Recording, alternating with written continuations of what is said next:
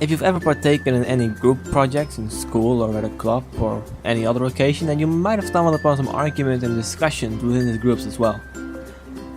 If you have to choose a subject for your group presentation, for example, or whether to go left or right on the crossroad, in all these occasions you have to make a decision as a group. Now the real question is the decision of the group often better than the individual, or is it maybe the other way around?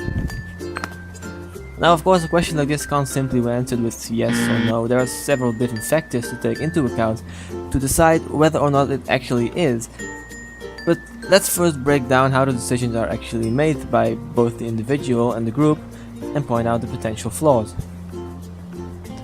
If you make the decision as an individual, you have to convince only one person. That's you. You are the sole decider on whether to have the subject of your history presentation to be about your pet Fluffy or the American President Franklin D. Roosevelt.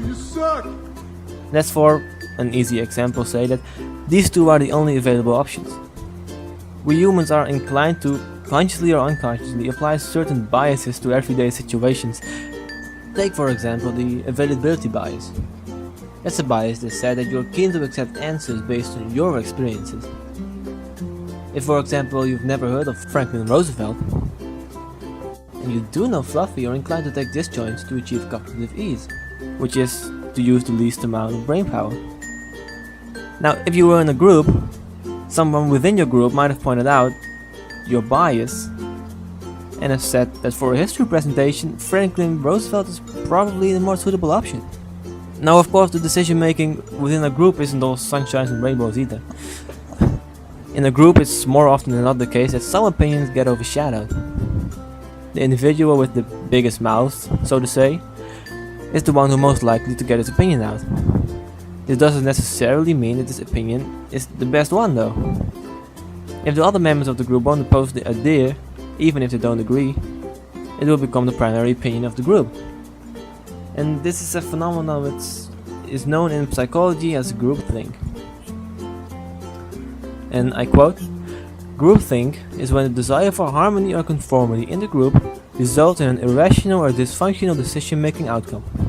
Group members try to minimize conflict and reach a consensus decision without critical evaluation of alternative viewpoints by actively suppressing dissenting viewpoints, and by isolating themselves from outside influences."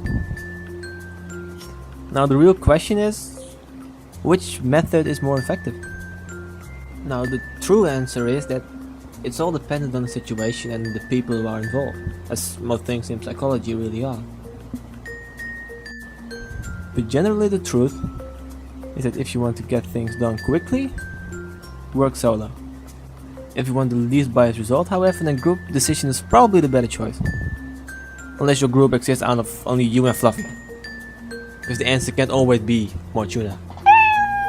No, it can't.